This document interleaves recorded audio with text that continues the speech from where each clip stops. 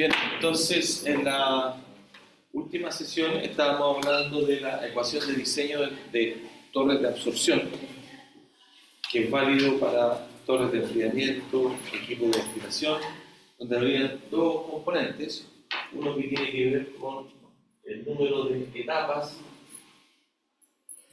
y una serie de nomenclaturas, si era NTOG, NG, NL, dependiendo si es referido a la fase líquida y fase gaseosa, pero es el número de etapas, ¿ya? En el número de etapas, recordar que está la distinción, las etapas teóricas que ustedes calculan con las escaleritas que ustedes dicen, ¿cierto? O con la ecuación, que es una integral, donde para efecto de simplicidad se trabaja, por ejemplo, el modelo de Henry en ecuaciones diluidas. En otros casos más complejos se trabaja con la media logarítmica. Lo importante es entender que el número de etapas, para ver el tamaño real, siempre tenemos que tener algún criterio que relacione la eficiencia. ¿Sí? Hablamos 60%, 80%, casos más extremos, donde la capacidad de mezcla es muy limitada. Ahí está. ¿Está expandido? Ahí me la arreglo. Gracias. Número de etapas, cuando es si ustedes ven un sistema que es viscoso, si son moléculas grandes, ya saben que la eficiencia es menor porque cae el coeficiente de difusión y los tipos. Entonces recordar que siempre tienen que aplicar el factor. Después empezamos a hablar de una altura, de una etapa de equilibrio. Primero lo intuitivo es entender que uno tiene una altura total de un equipo. Aquí vamos a hacer una distinción si el equipo son platos. Mira, son alternados, en realidad hay varias configuraciones, pero hay uno que es alternado, otros que son intermedios, pero no importa. Platos, ¿sí? O tenemos, vamos a aparecer con esta nomenclatura, un empaque. Ahora, este empaque tiene etapas intermedias, como el que vieron en la torre de ventilación, pero se simboliza ese enfoque, ¿ya? Esto sería plato, esto sería empaque. Pues en el caso de los etapas, en el caso de los platos ya están determinados por la etapa. ¿Sí? Perdón, la altura ya está determinada, obviamente por diseño dependiendo de la condición. Eso lo vamos a ver un poco más en detalle en el caso de la destilación, si son torres a vacío, si son torres presurizadas, si tienen espuma, hay ciertos criterios de las distancias. ¿Ok? En el caso de los empaques un poco distinto, esta altura total, dividido por el número, voy a usar una altura más simple, etapas, me da la altura de una etapa de equilibrio. Estos 3 metros son los metros que tiene. Una unidad son metros, ¿ya? Para que no se queden con la unidad. Esta altura de etapa de equilibrio, en el caso de las torres empacadas, es función de qué moléculas estoy transfiriendo de un lado a otro, o sea, el coeficiente de difusión, es función del tipo de empaque. El tipo de empaque juega 2 roles acá. Primero, la altura de equilibrio, ¿sí? Y también en el área de contacto. Ya vamos a volver a la ecuación de diseño, o la podemos ver ahora mismo. La ecuación de diseño de la etapa, y aquí no confundirse con la unidad, que puedo colocar una nomenclatura de altura de un try, o se dice plato, puede ser un empaque, o G, el overall, ¿cierto? El overall global está dado por un G. Ojo acá, este G es un flujo molar. ¿Ah? Si está en masa lo pasan a moles, pero es un flujo total. ¿Ya? Este es el flujo total que incluye lo que se absorbe y lo que no se absorbe. ¿Ya? Y después aquí, cuidado con la unidad, aquí aparece un KIA mayúscula, KIA mayúscula, que sería un coeficiente global multiplicado por el área específica del empaque. ¿Okay?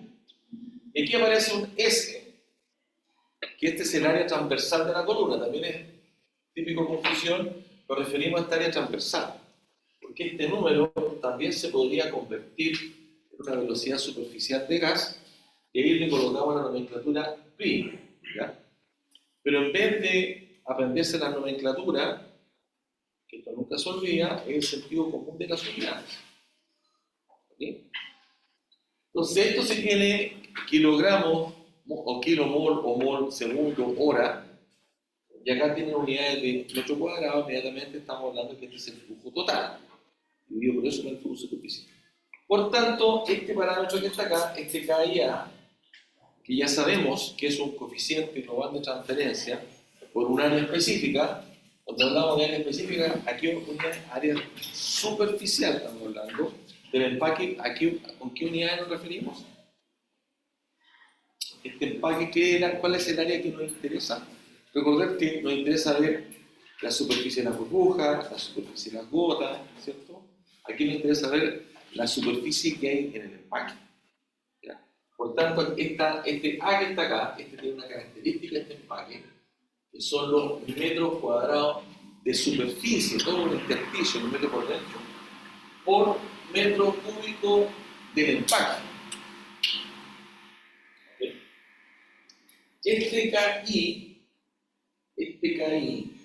debería tener unidades, por ejemplo, kilomol, metro cuadrado, hora, por ejemplo. Unidad de masa, unidad mol, y metro cuadrado se refiere a, fíjense acá, al flux de moléculas que son transportadas en esta área interfacial. Se llama también flux, es un flux molar. ¿Ya? Ustedes respiran, ustedes tienen un flux por toda la superficie del alveolo. Esa es la analogía. ¿Sí?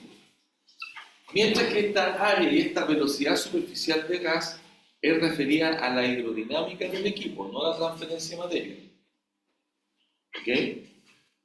Es difícil calcular la velocidad verdadera que yo tengo acá, porque no sé la fracción de hueco. Entonces siempre se va a referir al área total y al volumen total, porque es lo que yo mido.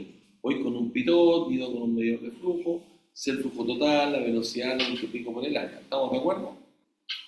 Todas estas otras variantes del factor de hueco o cómo el tamaño o el tipo de empaque nos afecta el K, está reflejado en el K. ¿Ya?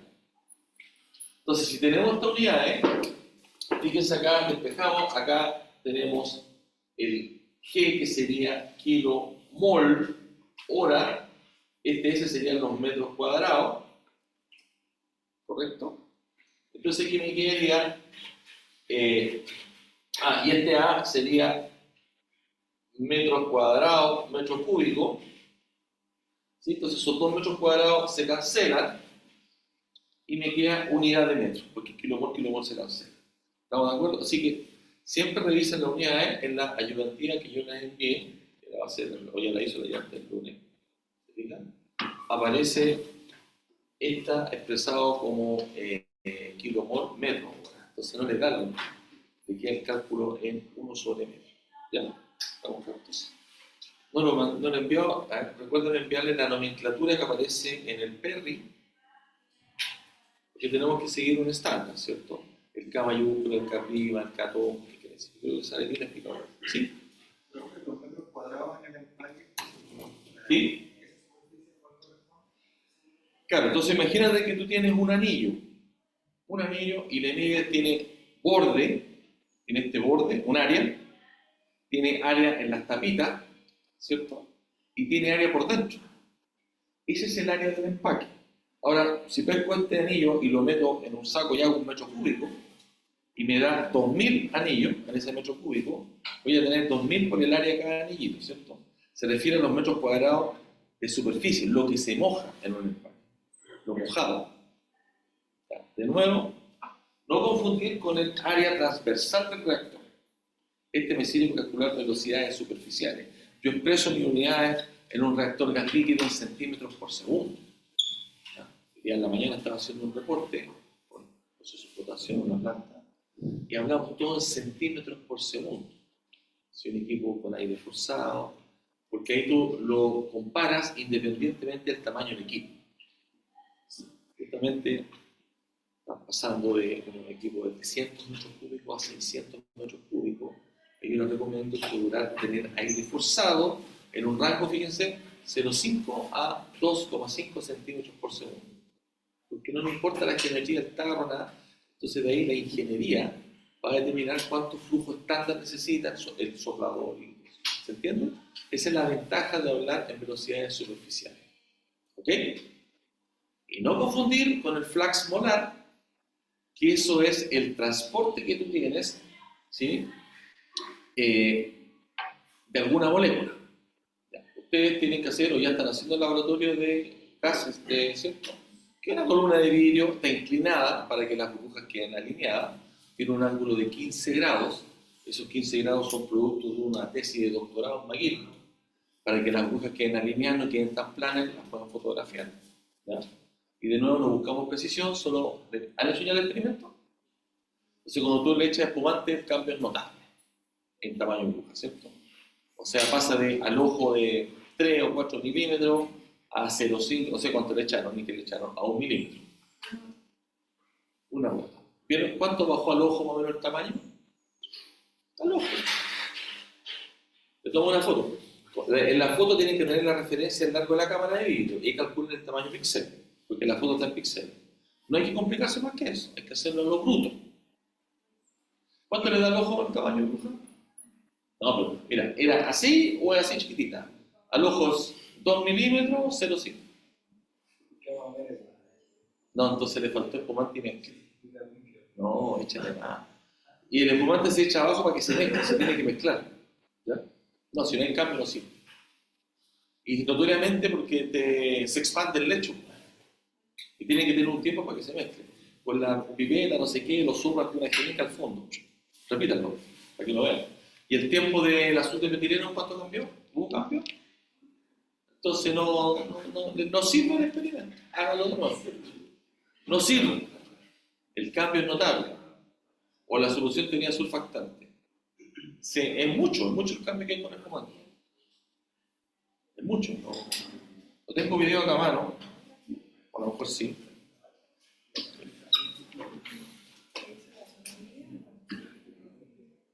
Entonces, volviendo a la importancia del espumante, esto es un caso súper clásico de un reactor donde se inyecta 0,5 centímetros por segundo. Es decir, el caudal volumétrico lo dividí por el área rectangular, en su caso, su reactor. En ambos casos estamos agregando la misma cantidad de aire por unidad de tiempo. ¿Ya? Aquí tengo 10 ppm de espumante. El espumante lo que hace es reducir la coalescencia, no se junta los mismos. ¿Ya? Aquí tengo 10 ppm, que son miligramos litros, lo mismo, y acá tengo 20 miligramos litros. Visualmente hay una reducción de tamaño de burbuja. Se empezó a mirar, mira, está entre 2, 1,5, digamos que 1,5 al ojo. ¿Está? Mientras que acá está en general bajo 1 milímetro. ¿Están de acuerdo? Se ve. Consecuencia de eso, ¿qué ocurre con la fracción volumétrica de acá? Sube. ¿Pero cómo sube si el mismo flujo acá? Bien, ¿okay? Eso quiero que lo vean. Ahora, producto de esta mayor Gas-Holder y menor tamaño de burbuja, ¿qué es lo que esperamos desde el punto de vista de transferencia de materia? Les recuerdo que están usando aire con un 2 o 3%, o tal vez menos, creo que 0,5% de ozono, que es un oxidante muy potente. ¿Qué es lo que esperamos desde el punto de vista de la transferencia de materia? Donde el flux es la velocidad con que el ozono pasa por la superficie de la burbuja a la fase líquida y reacciona con el azul de metileno. Y donde el azul de metileno es una reacción más rápida que la transferencia de materia. ¿Ok? ¿Qué esperamos que ocurra en el escenario con menor Gas-Holder? Perdón, con tamaño de burbuja más pequeño. ¿Qué esperamos que ocurra? Que el área... ¿Por qué? Porque el área interfacial de la burbuja aumentó. La misma área que tenemos acá en el empaque, es la misma. Estos son los metros cuadrados de empaque por metro cúbico. ¿Cómo calculamos el área? Se lo decimos, el área de burbujas es 6 veces Eg, que es la fracción de gas, dividido en T32, 1 menos Eg, porque está referido al volumen de la fase líquida en este caso. ¿Ya? Entonces aquí, digamos, estamos con una burbuja en un caso inicial de al ojo, yo diría 2, ¿cierto? 2. Y aquí estamos casi en 1. Pasamos de 2 a 1 milímetro y pasamos de 4,5 a 7,5. No es tan intuitivo, solo 7,5 en eje, ¿cierto? Entre 2. Si usted calcula acá la razón, que es lo que vamos a pedir en el análisis, ¿cierto? ¿Cuánto más transfiere? ¿Ya? Eso se traduce en un equipo más chico. Necesito menos volumen. ¿Se entiende la idea? Ese mismo caso, ¿dónde lo aplicamos? No sé si, no me acuerdo si le mostré. Este es el caso de la planta de litio, carbonato de litio en Jujuy, Argentina, donde hay 3 reactores en serie que lo que buscan es inyectar CO2 para desplazar el equilibrio y disolver más litio y hacer una segunda cristalización. Bueno, en resumen, tú primero de las cosas, se agrega carbonato de sodio y se quita carbonato de litio, agregando vapor caliente, porque esto precipitan con temperatura, igual que el carbonato de calcio, carbonato de litio, carbonato de calcio, precipitan con temperatura, pero tiene impureza. Entonces, ¿qué es lo que hago? Pesco esos cristales, los disuelvo en frío e inyecto CO2. ¿Me siguen? Entonces, el diseño original consumía, perdón, la operación consumía 7 toneladas de CO2 por tonelada de carbonato de litio y el diseño es 1. Entonces, perdemos capacidad de proceso. ¿Sí? Entonces, ¿qué es lo que se tiene? ¿Dónde está el problema? Oye, revisemos el sistema de inyección de gas. ¿Ya? El sistema de inyección de gas, ese es el reactor, vista superior, vista lateral, es un anillo grande, un anillo con perforaciones de 1 pulgada. O sea, sin pensar, cualquier nivel, eso es muy malo. Pero los que hacen esto no sabían de esto, la empresa alemana. Y los asesores eran holandeses, así que da lo mismo que vengan de Chilito, ¿sí? Ustedes también están aprendiendo. Cualquier cosa que inyecte así es malo. ¿Ya? No funciona. Entonces, lo que se hizo, dado que está el conocimiento de los inyectores porosos, para este caso se puede aplicar, y lo más importante es que tenemos la capacidad de medir tamaños de burbuja. Con un aparato se desarrolla la técnica, una secuencia de fotos, con un programa que se hace en MATLAB, o cualquier otro programa de image analysis, uno procesa muchas burbujas, ve la geometría, las calcula. No son 2D, pero uno hace la rotación en un eje. Bueno, pero eso está desarrollado y lo que se logró, lo que se propuso es un dispositivo, ahí está el diseño, el orificio, se buscaron tubos estándares, y también anecdóticos, y en realidad buscamos tubería estándar, y en realidad era más simple en el caso porque ellos pescan una plancha, le hacen los hoyos robotizados y después lo doblan. Yo no sabía eso, ¿entiendes? Entonces puede ser la tecnología que se propone. En una semana lo implementaron, todo. ¿Y cuándo lo querían? Me decían ayer.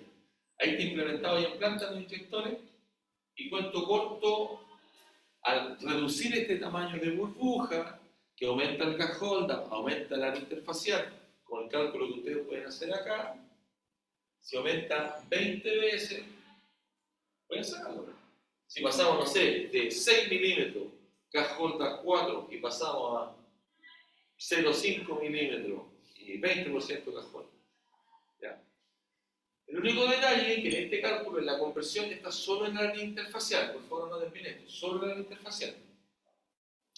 El hecho de subir el gas holder desde el punto de vista de tiempo de residencia del líquido no me ayuda. Tengo menos volumen para el líquido, no sé si me explico. Porque el tiempo de residencia del líquido es igual al volumen efectivo dividido por el caudal. Pero ese volumen efectivo es el volumen nominal, es decir, sin las partes mecánicas, por 1 menos EG. Entonces, si yo subo mucho este EG, ¿me explico? Si subo mucho este G, el volumen efectivo va a ser más chico. Y por tanto, el tiempo de residencia va a estar menos tiempo. No va a alcanzar. Entonces, hay un compromiso entre gas holder y tamaño y área superficial. El área superficial solo me dice cómo se transfiere la materia, pero no está la variable tiempo. Aquí no está la variable tiempo, está el área de contacto. Está aquí, mira, aquí está el área de contacto del empaque. Pon atención, aquí en el empaque está el área de contacto del empaque. Y lo va a cambiar mi proceso si yo cambio el L sobre G. El área de contacto es lo mismo. Aquí el G va a tener un efecto en el tiempo de residencia. ¿Ok? Pero eso se llama diseño. Cuento corto de esto, con ese diseño, estamos hablando de una reducción de costo del orden de $400.000 al año, depende del tamaño de la planta. Y la ingeniería no cuesta más que $20.000. 20 millones. ¿Estamos? ¿Sí? Ese es el agitador original que en teoría cortaba las burbujas pero no funcionó. ¿Ok? Entonces esa es la relevancia de este punto de área interfacial. ¿Ok? Vamos por cerrar esta parte de área interfacial. ¿Ya?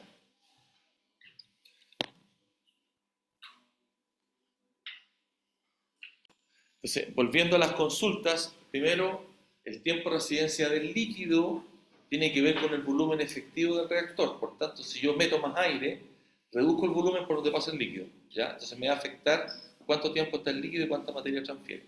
Distinto es el tiempo de residencia del gas, que eso depende de la velocidad terminal de la burbuja. ¿Ya? Lo que tú preguntabas, si yo tengo un orificio, un solo orificio, el tamaño de burbuja es grande. ¿Ya? En cambio, el poroso es más chico, pero tendría que usar surfactantes para reducir tamaño. Ese es el experimento que quiero que ustedes vean. Cuando yo agrego un surfactante, un espumante, polidicol en IBC, lo que reduce el drenaje del líquido, reduce lo que llamamos la coalescencia. ¿Ya?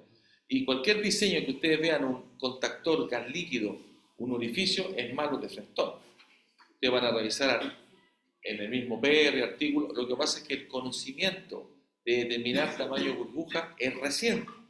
El aparato para medir tamaño de burbuja en celdas industriales se creó en McGill el año 2005. Nosotros lo desarrollamos. No hay nadie más que haga eso. Bueno, lo hizo JK, Anglo American, pero se originó esto en McGill. Y esto es válido para los reactores aireados, estamos pensando en sistemas biológicos. Entonces, más o menos reciente el tamaño, como no se sabe, lo que se medía era el efecto final, pero tú cambiando tu tamaño de burbuja, tiene un impacto súper grande. ¿Qué es lo que quiero que visualicen? Esa es la enseñanza, ¿ya? Volviendo a lo que estábamos viendo en la clase pasada, nos quedamos en los procesos donde hay reacción química. En general vamos a preferir procesos con reacción química, ¿cierto? Vamos a preferir procesos con... esto no está proyectado, ya me equivoqué, perdón. Tengo que hacer un cambio aquí. Entonces, volviendo a la ecuación de diseño, necesitamos la altura de una etapa de equilibrio, donde explicamos que está una velocidad de gas, en este caso, solamente observando, este debería estar en unidades kilomolora. Acá están los metros cuadrados del área transversal del reactor. Este K y A es el producto del coeficiente de transferencia de materia por el área específica del empaque. Como ambos datos, el K y el área, son datos del fabricante de empaque, anillo RAX, montura PER, lo más común es que se exprese como K y A, solo. ¿Ya? Y eso debería tener unidades, kilomol metro cúbico hora. Y queda todo consistente para que mi resultado quede en metros. ¿Ok?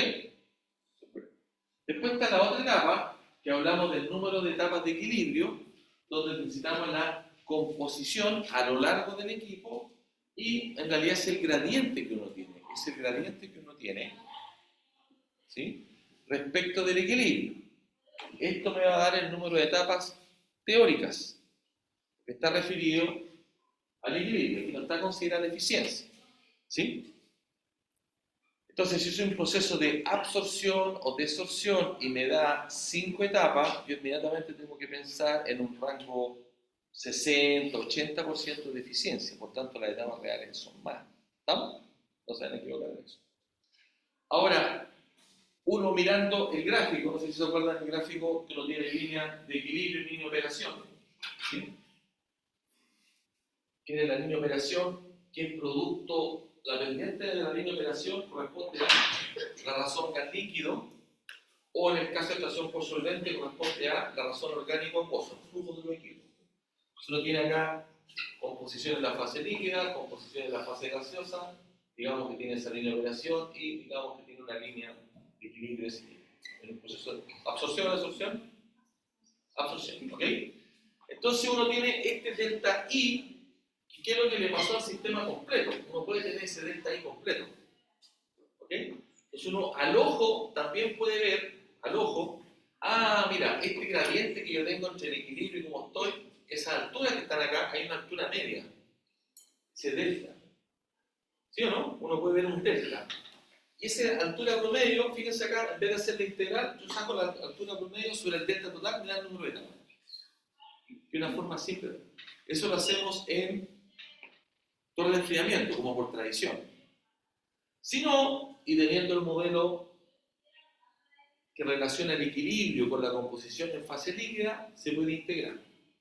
Si no, si es más complejo, lo hacemos en programas como el Kemser, que imagino que lo están viendo. Ellos hicieron unos ejemplos de absorción con Kemser. ¿Lo vieron? ¿O lo comentaron? ¿Sí o no? ¿Lo vieron? ¿Ya? Los programas súper chiquititos, porque después ustedes van a pasar a Aspen, que es mucho más complejo. Es como pasar aquí de un monopatín a un crucero, que tiene muchas cosas. Les recomiendo que se metan. Hemos desarrollado tutoriales de balance de materia, mecánica. Lo usan. Las máquinas virtuales no van a estar listas hasta mayo. No porque no lo hicimos bien en ingeniería química. Luego tenemos un servidor clúster. Compramos máquinas virtuales, deberían tener 40. Es porque no hay potencia eléctrica. Fallamos en diseño, no da electricidad en el caso de San Joaquín. ¿Okay? Así que me prometieron para mayo hacer eso. ¿Ok? No obstante, ustedes pueden cargar en su computador el ATE 14. ¿Ya? Ahí contacten al ayudante cómo hacer. Se demora, son como 15 GB. Bien, recordar las unidades y después el dato que nosotros buscamos es el número de etapas de la altura de una etapa por número de equilibrio y la altura total en metros. Y ahí se acabó. ¿Ya? Hay un detalle ahora cómo se diseña que tiene que ver, que también lo vemos en la ayudantía, que tiene que ver cuando usted primero determina una línea de operación teórica, ¿cierto? Eso significa que toca la curva de equilibrio y después a pendiente le aplica el factor 1,3. ¿Ya? Entonces esa es la receta. ¿Ya? Esto es lo que me refería, una forma de calcularlo, que ya les pasé todos los programas mandados, pero que lo hayan visto, que los corran, para que jueguen un poco, además del caso Wolfram, ¿sí? Que es para ver el efecto de temperatura, presión, no confundirse con los de desorción o absorción. ¿Sí? La temperatura, bajar la temperatura en el caso de la absorción es bueno porque mejora la solubilidad, pero en el caso de la desorción no es bueno porque evita que se saque el gas. Entonces lo primero que tienen que identificar de qué operación estamos hablando, no se pueden hacer la cosa claramente. Si tienen alguna duda de qué es lo que ocurre, pueden mirar las composiciones. Si entró con 2 mol litros o 50 ppm y salió con 1 ppm, el líquido, hay una desorción. ¿Estamos? No hay mucho misterio, entonces lo que les estoy transmitiendo, sentido común y miren, piensen lo que está ocurriendo. ¿Ya? O sea, intencionadamente les voy a cambiar las cosas. ¿Cierto? Con un pequeño castigo de nota, 5 puntos, pero que es una enseñanza. Les cuento como anécdota, hablamos de las torres de enfriamiento, hace rato, les mostré el caso de la planta de Cerro Pabellón. ¿Alguien conoce la planta que se hace la planta de Cerro Pabellón? Es una planta geotérmica. ¿Qué hace la planta geotérmica? Se produce electricidad. Cerro Pabellón está en San Pedro de Atacama, produce electricidad, saca agua geotermal, pero no la pasa por la turbina. Vaporiza un orgánico, por tanto es un proceso ciclo orgánico Rankine. Sí, es carísima, pero está en Chile existe un saludo a la banca. Carísimo significa $120, $150 el megawatt, comparado con el 60 o 40 que es lo que se espera. ¿Sí? Esa planta, como es una planta térmica, un agua caliente geotermal con un fluido intermedio, necesita un enfriamiento. Esa planta tiene aeroenfriadores, que son gigantes, son los ventiladores. ¿Ok? Se las mostré el curso, hagan pam pam, y después de la prueba le digo, recomiendo una tecnología de enfriamiento para el caso de una planta geotérmica que se encuentra en el norte de Chile. El 80% me puso todo enfriamiento. ¿Y yo le puse? ¿Con qué agua? No hay agua. Y después la segunda pregunta, se analizó, hace una memoria que hicimos con Iván Navarro, y se instaló una planta geotérmica de media Antártida. Eso es lo que se evaluó en Aspen. Y yo digo, condiciones ideales para todo enfriamiento, dado que la temperatura por volumen alcanza menos 10. Propongo una tecnología, calcule la carga térmica y todo eso. Entonces, le está dando la pista de que necesita ya. Se cayó el 80% y lo lee. Y así hay varias cosas, pequeñas cositas. Son 5 puntos, ¿ya? Para que ustedes primero, ustedes son ingenieros primero, tienen que resolver el problema. ¿Estamos? Al final me detuve con el tema de la reacción química. Y aquí, cuidado con la reacción química, hay dos condiciones. Primero se tienen que cumplir la estequiometría. El caso más interesante es el tratamiento de H2S en un wet scrubber, ¿sí? Con hidróxido de sodio. Wet scrubber con hidróxido de sodio. Hasta acá contamos la asistencia de Salvante.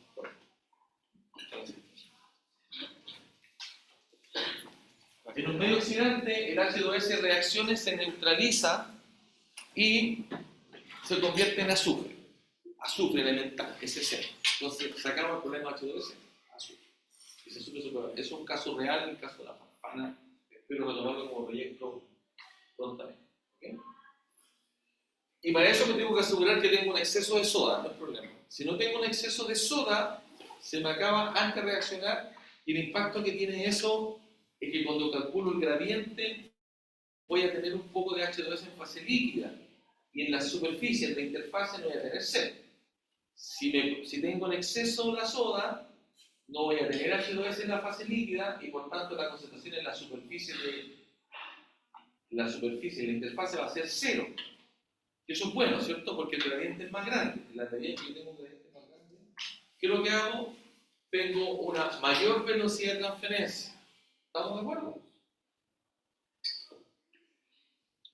Pero hay un problema. ¿Qué problema podría tener cuando tengo procesos con reacción química? ¿Qué problema? Hay calores de reacción, la reacción química. Hay calores de disolución y desorción, siempre. Y por tanto necesito etapas de enfriamiento, porque si no la eficiencia se me corre, ¿ya? La temperatura y presión son las variables que uno opera en un sistema. Yo lo mostré en la clase pasada. Aquí quiero enfatizar la última parte, que dice el absorbedor funciona entre 35 a 50 grados Celsius y a 205 atmósferas. Le mete mucha presión. ¿Por qué le metemos tanta presión? Solubilidad de gases, ¿se explicó? ¿Pero qué fenómeno ocurre si aumenta la presión? Aumenta la solubilidad del gas, disuelvo más gas, ¿cierto? Acuérdense de la champán o Coca-Cola, 60 psi, está todo disuelto, está todo en fase que se absorbió al máximo. Si yo le bajo la presión, abro, se me escapa el CO2. Entonces aumenta la presión.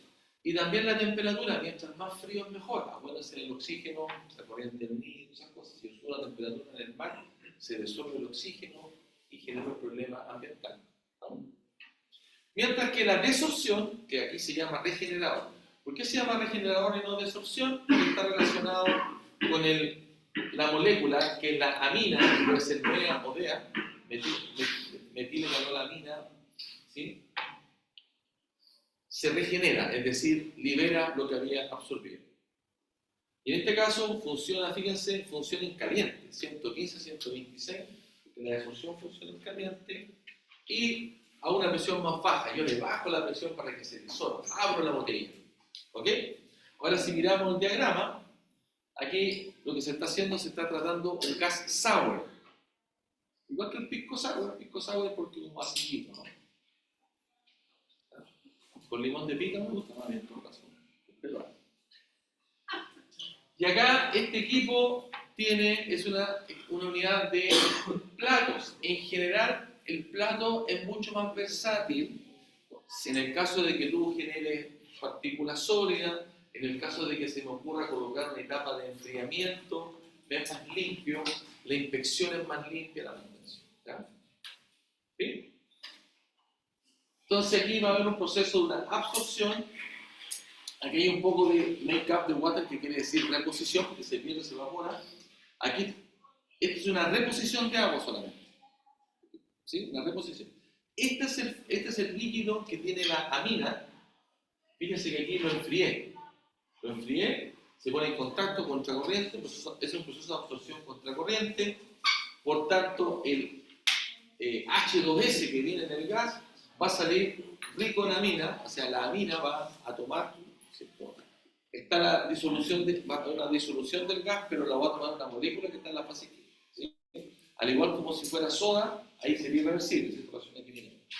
Esta que está rica acá, que está en frío, fíjense, intercambia calor con la que viene de la otra etapa, que está en caliente. Entonces fíjense que aquí esta corriente que está fría, pero enfría lo que está alimentando acá. Esto se llama integración de calor, ¿sí? Es el famoso método Pinch. ¿Conocen el método Pinch de intercambio de calores? Ya, ¿en qué quedamos? Cada vez que menciono algo que ustedes no conocen, la nota que estudio. ¿Quieren ser buenos ingenieros o buena ingeniera? Es simple, uno pesca las corrientes y las puntas. El método Pinch, que es para especificar. Por un método Pinch apareció ese intercambio de calor, que integra energía. El método Pinch, que es para aumentar la eficiencia de intercambio, que toma corrientes calientes y corrientes frías y ve con quién la justa más rica. ¿Estamos? A mí me lo enseñaron con papel milimetrado, me lo enseñó Alejandro Livingston, el viejito, con papelito no. ¿Ok? Entonces aquí va a quedar, esta se enfría, esta otra se calienta, yo quiero que se me caliente, se me calienta, entra a otra torre de platos por el tope y aquí hay un proceso de desorción. Fíjense que acá hay una válvula que separa el sistema de dos presiones. Es característico que en absorción tengamos cambios de presión. En ingeniería eso lo llamamos pressure swing, intercambio de presión, se llama así. O puede decir pressure swing, se dice, ¿ya? Entonces aquí hay dos cosas, temperatura y presión, por eso me gusta el ejemplo. Bien, ¿cómo le metemos temperatura a este sistema? ¿Con qué calentamos? Con un intercambiador, ¿cómo se llama? El cabezón, un keto que se llama, como tetera. Esto es un keto. En transferencia de calor, seguramente lo decían un keto. ¿Ya? Entonces este líquido, el equipo completo se pone en temperatura y ocurre una suerte de desorción en baja presión. ¿Ya? O sea, se destila prácticamente. Se destila. Después se enfría y obtienes el producto concentrado, ¿cierto? Y trae un poco de CO2, ¿ya? En el caso de la soda, la reacción es irreversible y en condiciones oxidantes puede generar sólido. Entonces no podría aplicar esto. Todo el plato nunca más para acá, se me va a llenar de sólido. Entonces ahí lo que se ocupa es un wet scrubber. La aplicación de eso lo tiene la empresa Farfana, que es la planta que procesa la agua servida de Santiago. Tiene una planta de lodos, con los lodos produce gas natural, CH4, y tiene que deshacerse del CO, CO2 y H2S a través de un wet scrubber. Después el gas de cola que queda todavía un poquito de H2S porque no son tan eficientes, son 90% eficientes. ¿No? Ese gas de cola va por un proceso de absorción con unos empaques que tienen permanganato de potasio. Es una absorción por reacción química. ¿Estamos claros? De aquí, cada vez intervengo en la clase para poder conectarlo con la aplicación. ¿Ya? Estas cosas se hacen, eso es ingeniería. ¿Estamos? No nos quedamos en el puro cálculo de la altura de la torre del empaque per se. ¿Sí?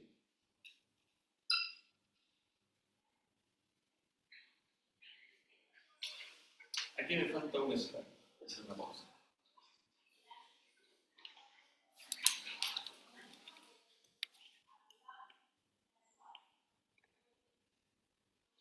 Normalmente ustedes le van a decir tiene una característica, un gas, van a decir tiene un gas que tiene, no sé, 50 ppm y dice que quiere hacer absorción o desorción, ya, una absorción. Tiene un gas que tiene una composición de entrada de 50 ppm y me pueden decir primero la composición de salida puede estar dada primero por una restricción ambiental, dice no puede superar tantos ppm, nada más. Puede ser por restricción o aguas abajo, con qué condición tiene que entrar el gas, pero un dato que te lo dan.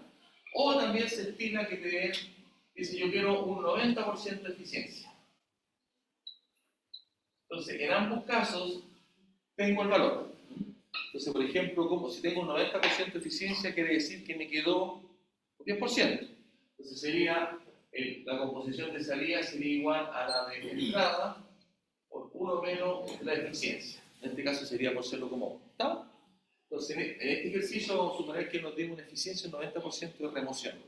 ¿Ya? Y por tanto, el gas de salida quedaría en 5 ppm, ¿cierto? El otro dato que necesitan saber es la composición del líquido con el que están haciendo la absorción, que puede ser solvente fresco,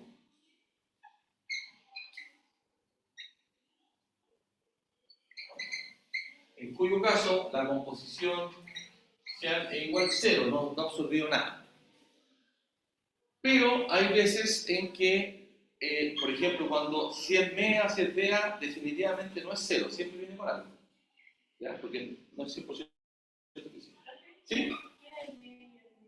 El MEA es el metiletanolamina o el dietiletanolamina. Es una molécula que me permite capturar, por ejemplo, el H2S, el CO2, ¿sí?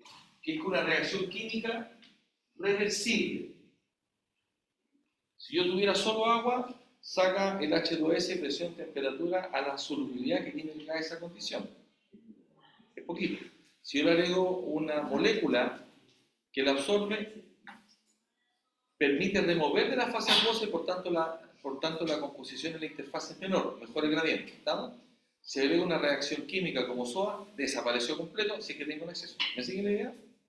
Son estándares, desafortunadamente no lo tengo acá, pero tengo una tabla donde muestro los distintos tipos de moléculas, de absorbentes.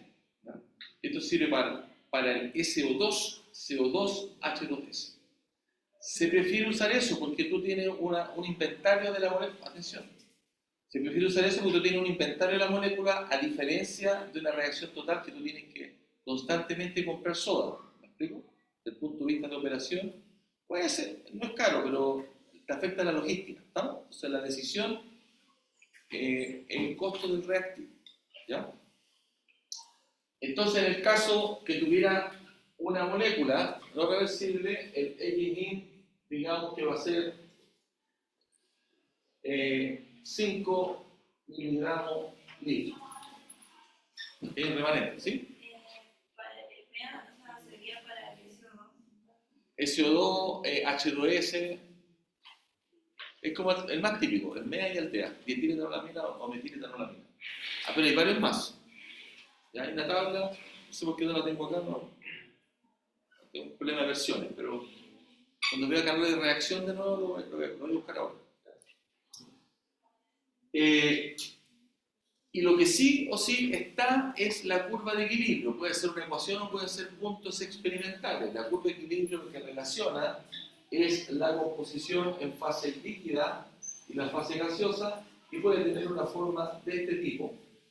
Si es Henry en lineal y funciona en composiciones bajo, o sea aquí, por ejemplo, si hago un zoom, funciona bien acá. ¿Ya? Súper importante, señoritas, atrás, muy importante que la curva de equilibrio es específica por una temperatura y una presión. Si usted la cambia, la curva de equilibrio es distinta. En el caso previo que vimos de absorción y desorción con MEA del H2S, ¿Qué es lo que hacíamos? Cambiamos la temperatura y la presión. Entonces, en el caso de la desorción, con temperatura más alta, escuchen, temperatura más alta, la curva de equilibrio me va a quedar así. Y con presión más baja, la curva de equilibrio me va a quedar así. ¿Siguen la idea? ¿Sí? ¿Qué logro con eso? Que a una misma composición aquí de gas, en la fase gaseosa, fíjate, si estuviera a esta condición de absorción, el líquido queda con esa composición. Si le subo la temperatura, mira, el líquido queda con esta composición, se bajó, se disolvió. ¿Se ve o no? Y si le bajo la presión, mira, baja más todavía. ¿Entienden la idea? ¿Ok? Entonces lo que hace el cambio de temperatura-presión es correr esta curva de equilibrio. Si fuera en forma natural, ¿sí? ¿Cuál era cuál? Es que no se ve de aquí. Deduzcan ustedes. Pregunta, prueba. Así.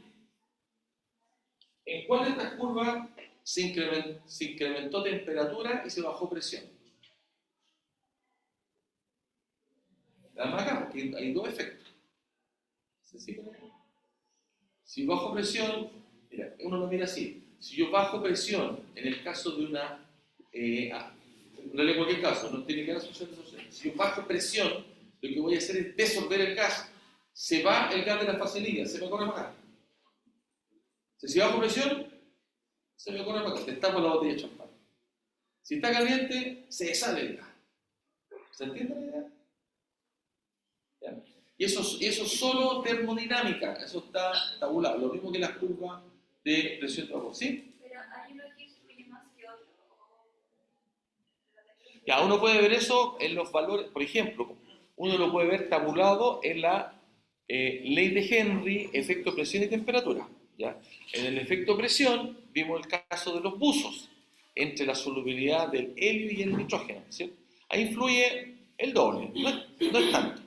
Pero esto es bien importante, muy buena pregunta. En el caso de la temperatura es exponencial. La solubilidad cambia mucho. La temperatura es lo que más me afecta la solubilidad de gases, más que la presión. ¿Estamos? Ahora, como uno, obviamente depende de componente a componente, eso es como el film, ¿estamos de acuerdo? ¿Dónde uno lo ve? Con los datos, presión, temperatura, sí. Es importante entender lo que ocurre. ¿Estamos? Entonces uno tiene la curva de equilibrio en el rango de trabajo. Entonces el primer paso que uno tiene que hacer es dibujar el diagrama. Obviamente el líquido está por arriba por un tema mecánico, ¿cierto? Dibujo el líquido. ¿Con cuánto entró el líquido? Con 5 ppm. O miligramos litro, es lo mismo. Miligramos litro es lo mismo que ppm. En realidad ppm son partes por millón. Gramos por tonelada, esa es la unidad verdadera, pero usamos miligramo litro, porque asumimos que la densidad de la solución es 1, pero es por tonelada. Lo usamos indistintamente, ppm o miligramo litro. ¿Ya? ¿Y sale a cuánto? No sabemos. El gas es primera cosa, contracorriente y cocorriente. Si lo hacen contracorriente, entra por aquí el gas y sale por acá.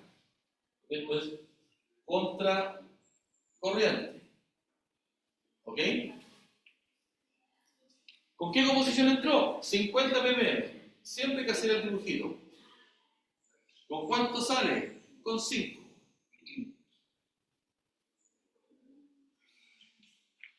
¿Cómo, en este caso, diseño? ¿Cómo especifico? ¿Ah? Aquí entra con un flujo G, kilomol hora, y aquí entra con un flujo no sé cuánto. Perdón, normalmente se debe conocer qué es lo que quiero tratar. En el caso de una absorción de un gas, necesito saber el flujo de gas que quiero tratar, si no lo puedo hacer, ¿cierto? Igual uno lo puede calcular con razones, no necesariamente tiene que tener el valor, ¿ya? Porque uno trabaja con la razón gas líquido, ¿estamos de acuerdo? En el caso de la desorción, ahí al revés, yo estoy preocupado preocupado de la corriente líquida. ¿Cuántas toneladas ahora tengo de ese líquido al cual le quiero sacar una cantidad de gas con una cierta eficiencia o con un cierto cumplimiento en una normativa? ¿Sí? ¿La misma? ¿Ya? Entonces, lo primero que uno hace es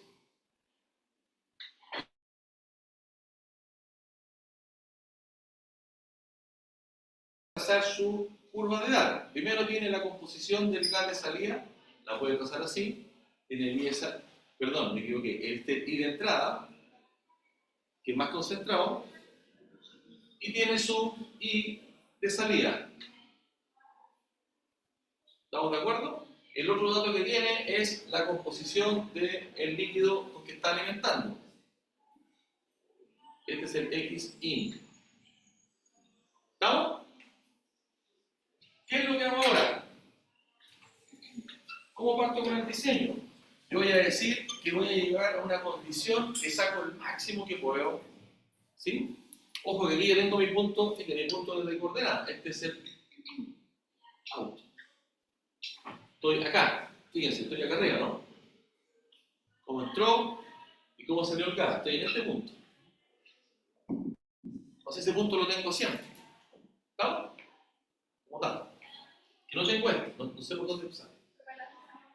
No tienes el dato. No tienes el dato porque tú no sabes es cuál es el L sobre G que estamos ocupando. No lo sabemos. Yo voy a determinar el L sobre G. ¿Qué es lo que hago en ese caso? Fíjense, no es tan complicado. Voy a intersectar aquí, voy a hacer mi primera línea de operación. Esta es línea de operación L sobre G mínima. Mínimo porque el mínimo flujo. Bajo flujo, bajo flujo, bajo flujo, hasta sacar el máximo.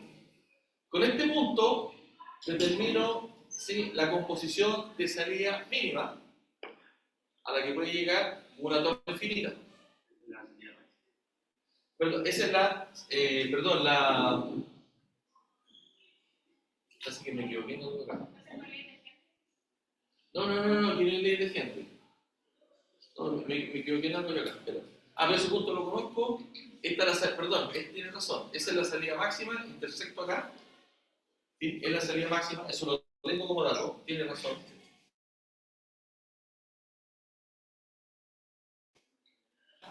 L sobre G. Entonces, primero, la intersecto aquí. Tengo que tenerlo como dato. Lo intersecto, la línea de operación. Eso me da una pendiente. Entonces, tengo aquí la L sobre G mínimo, que es la pendiente. Lo multiplico por 1,3 o 1,2, 1,5, por 1,3 le voy a ocupar como la 1,3, efecto de la receta. Y eso me da la línea de operación. Este punto no cambia, porque este balance material que tú decías, sube, ¿hasta dónde sube? Hasta ese punto. ¿Ok? Y eso me da la línea de operación. ¿Ya? ¿Ok? Tengo el L sobre G. ¿Cómo determino el número de etapas de equilibrio? Lo puedo hacer con ese diagrama de escalerita que ya lo hemos explicado. Ahí me da el número de etapas de equilibrio. ¿Ok? ¿Vale? Eso lo van a volver a ver, creo que ya lo vieron. ¿De la ayudantía del lunes lo hicieron? Sí. ¿Fuiste a la ayudantía del lunes? ¿Fuiste? ¿Qué pasó este programa? Ya. Y como extra, porque no sé, no hizo un poco de esto, pero. Ok, ya, pero se las mandé bien pocas. Vamos a volver a esto. Hacemos la pausa.